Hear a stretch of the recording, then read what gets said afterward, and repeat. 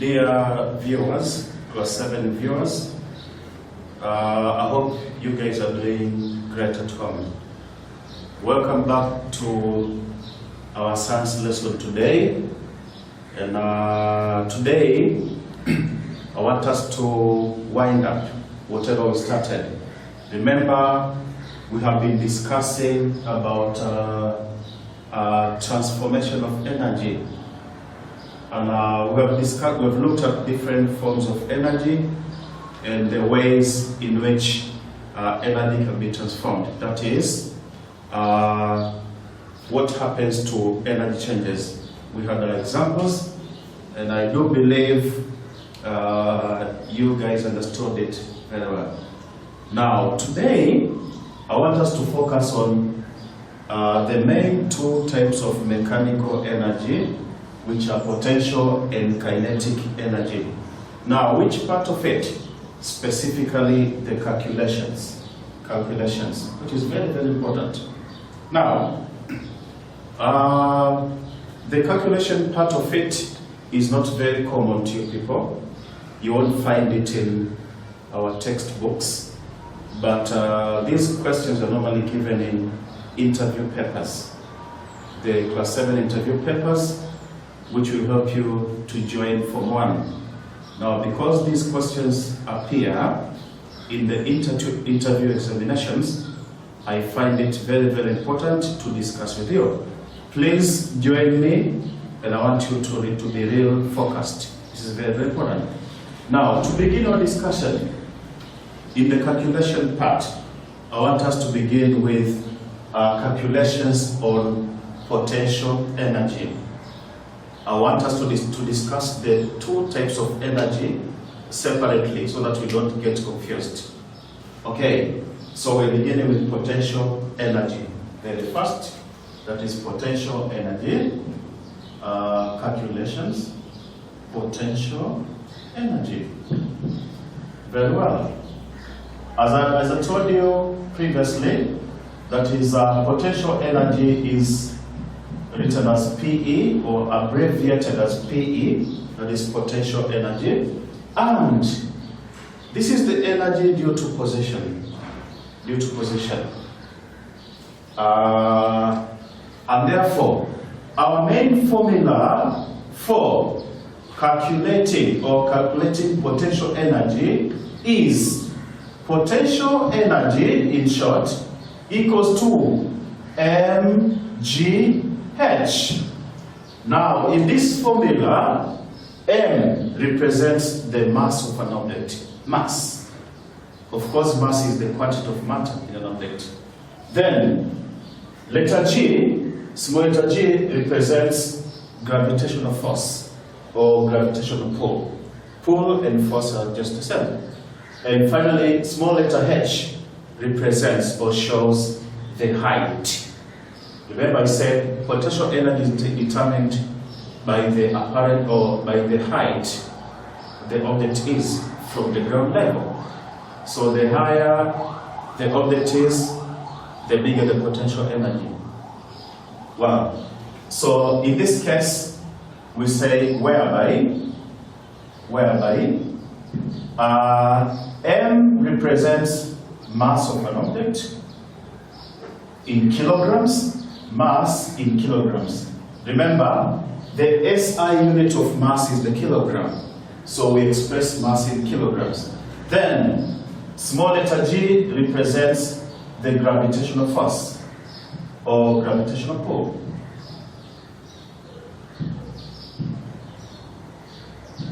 Now, the gravitational force in this case has its magnitude. It is known. The magnitude is scientifically known. So the magnitude, the size, magnitude is the same size.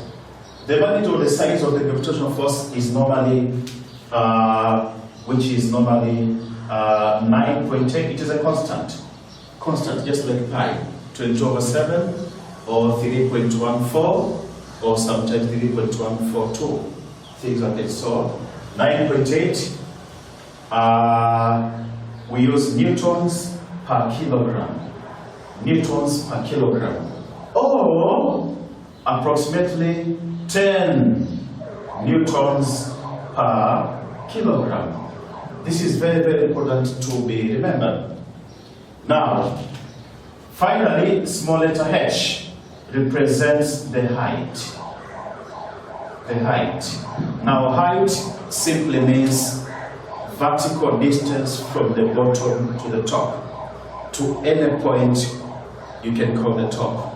It could be 5 meters from the ground, 6 meters, etc., etc. So remember, small letter h represents the height to which our object is positioned. Now, example number one. Example number one, application of the formula.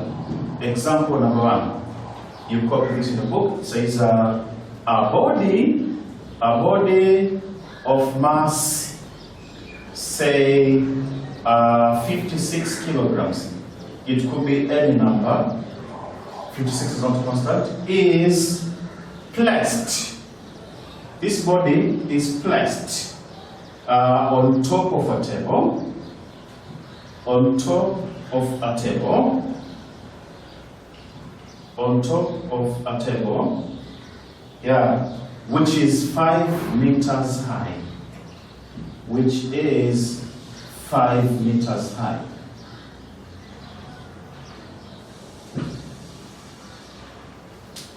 So a body of mass 56 kilograms is placed on the top of a table which is 5 meters high. The question is, find its potential energy. Find its potential energy.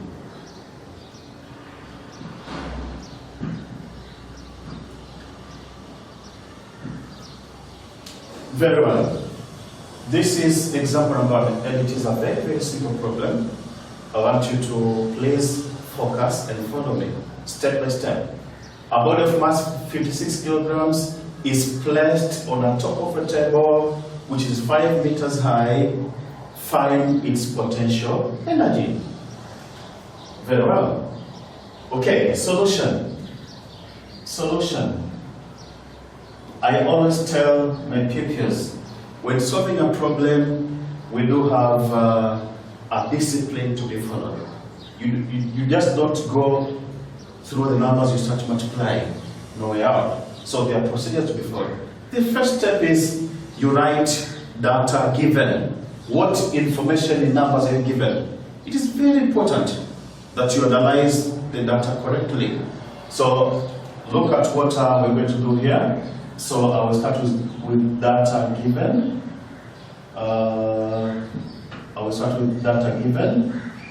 The first data given is okay, look at the question. We have a mass of 56 kilograms. So you say, okay, the first data we're given is mass, which is abbreviated by letter M, which is 56 kilograms. I hope this is clear. Now, the other thing we're given in the question is the data is, okay, placed on the top of a table, which is 5 meters high. 5 meters high. Now, high is the height. You talk about the height.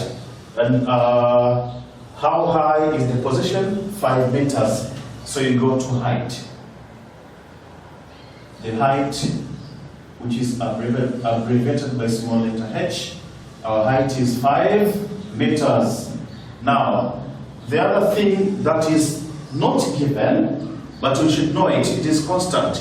As I said in the beginning, it is like the pi. You have a question, you know which kind of pi you're supposed to apply.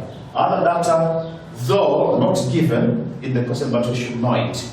That is gravitational force. Gravitational force. This is a constant. Gravitational force or gravitational pull. So our gravitational force is 10 newtons per kilogram. Gravitational force is 10 newtons per kilogram. Then, what are we required to find? Potential energy. Say, okay, therefore, potential energy equals to what? Potential energy equals to what? This needs to be found. Now, then second step is you go to the formula. You go to the formula. Our formula must have two sides. I don't like it when people write formula as expressions. A formula is an equation. So you start with PE for potential energy equals to mgh. The whole of this thing is a formula. When you don't put, you write it only mgh. It's not a formula. It is an expression. A formula is an equation. It relates to two or more variables. So we must have two balancing sides. So our formula, therefore, is the potential energy required in short equals to mgh. mgh. Now, mgh, mathematically, when you say mgh, you mean mass times gravity times height. When letters are written in algebra, it means there's a multiplication sign in between. So this is important to remember. Now, you arrange very properly. Our mass is 56 kilograms. You substitute it times the gravitational force, which is 10 newtons per kilogram, times our height, which is 5 meters, which equals to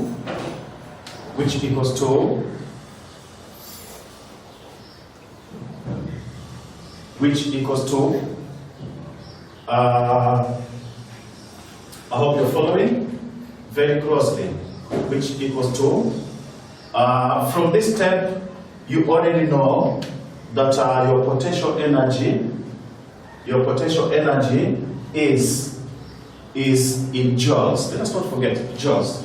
The units, the SI unit of energy, whether it is potential or kinetic, should be the joules. Very important. You have heard of the joules when we are talking about work done. So it is not a new concept.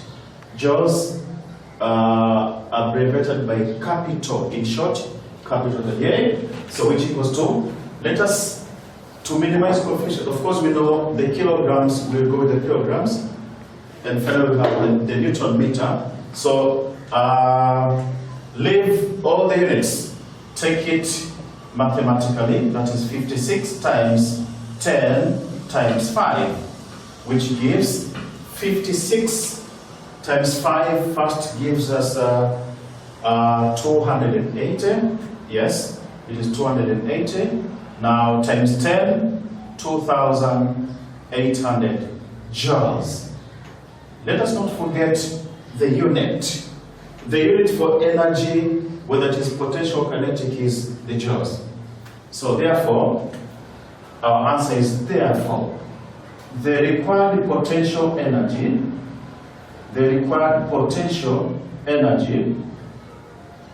of this body, which was placed on a table, equals to 2,800 joules. Answer. That is example number 1. Potential energy is 2,000. Please do not forget units, correct units, the joules are written in capital letter J. That is example number 1, and I don't believe it is well understood. Example number 2. Example number 2. Example number 2. In example number 2, I want us to solve the question in which the potential energy is given and one of these particulars is not given. It could be the height or mass. One of these is not given. So this is a bit challenging, and I want you to focus. This is very, very important. Example number 2. Example number 2. Example 2, which says, example number 2 says, a body, I prefer using body to substitute a lot of things which would be written there. A body of mass 18 kilograms a body of mass 18 kilograms resting at a point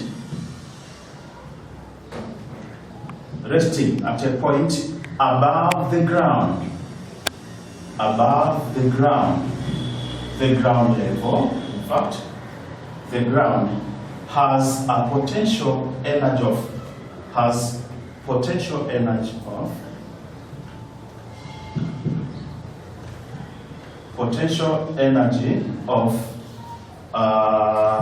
720 newtons. Oh, this doesn't seem to write very well. 720 newtons. This is the potential energy that a body has. And so, find the height at which the body is placed. Find the height at which the body is placed.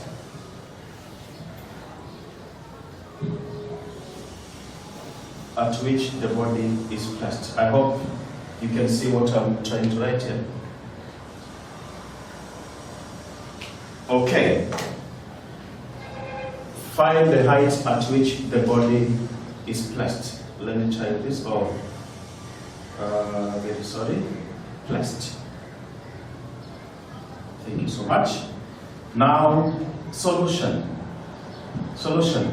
I will read the question quickly. It says, a body of mass 18 kilograms resting at a point above the ground has potential energy of 720. Sorry, we don't have potential energy in newtons. It was a mistake. A potential energy of 720 joules. Excuse me. Joules. Now, find the height at which the body is placed. So what is required is the height and not potential energy, because potential energy is also already given, which is 720 joules. Now, please follow me. Data given.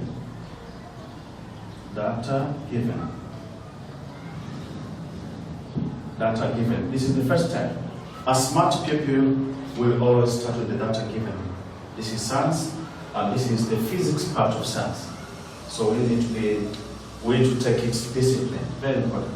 So data given, number one, if you try to collect with me, you will agree with me that we have the mass of a body in kilograms. So we don't have to change anything. Mass M in kilograms, which is 18 kgs. So we don't have a problem with this mass because it is already in the required units, kilograms, and not grams. If they are grams, you need to convert them into kilograms, because this is the standard unit of mass, a kilogram. Then, the potential energy of the body. Potential energy of this body, that is PE, equals to 720 joules. Very good. And then number three, we're not given, we need to find the height. But before writing the height, we write the gravitational force, or the gravitational pull.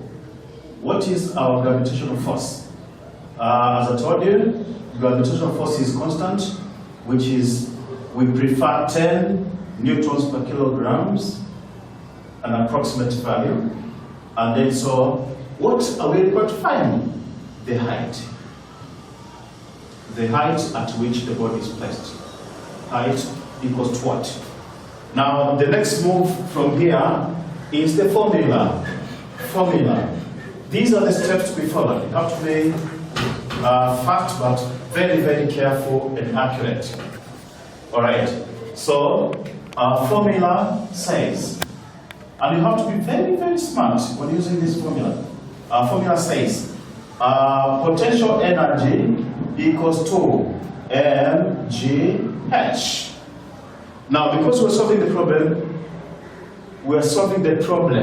and we really need to know one of the quantities, that is the height. So, rearrange the formula, which gives mgh is the same as potential energy. This and this are not different. They're just written in different ways, but they're the same. Now, coming to substitution, you start substituting. In the place of mass, you substitute 18. So 18 kilograms times the gravitational pull, of course, is 10 newtons per kilograms. This is very known and it is easy to remember. Times the height, which is not known, equals to potential energy, which is 720 joules. This is how you substitute your particulars. Then leave units so as to minimize confusions. But of course, we know that kilograms, we cancel the kilograms and we remain with the rest of the units. But leave units so as to minimize confusion, which gives therefore 18 times 10 times the height, h, equals to 720. That way. Which gives us a simple algebraic equation in which 18 times 10 gives us 180, h equals to 720. Some of us mathematically can cancel as this 0 goes with 0, which is allowed, not a problem, not complaining. But well, to obtain the unknown, that is h, divide 180 on both sides. We do divide because to take the number to the other side, we do the opposite. Well, this is multiplication. The opposite of multiplying is dividing. So whatever we do right here is we divide 180 on both sides. So the 180 goes with 180, giving us a free h equals to 720 divided by 180, which is 4. But we do know that height is the distance, the vertical distance. So the SI unit of height should be the meter. Very important, the meters. Very, very important. You don't have to confuse. You might be correct with the answer, but when you put wrong units, this becomes insignificant. So, well, the height should be in meters. Therefore, our height, the height at which this body is placed, should be 4 meters. I do believe it is a very simple calculation. There are different cases in which the mass can be unknown. What is very important is you follow the procedures. You follow the procedures. Let me end here. In our next lesson, we shall proceed with calculations on kinetic energy and perhaps more examples on potential energy. You don't have to worry. Science calculations are very, very simple, though important, and you don't have to panic, relax. Go through the question, understand it, apply the appropriate formula, and there you go to the correct answer. Thank you so much for listening today. I'm so excited, and my message stays the same. Let us please be very precautious. The COVID-19 is there, and we have to take the necessary precautions so that we are all safe. Thank you so much. Have a better day.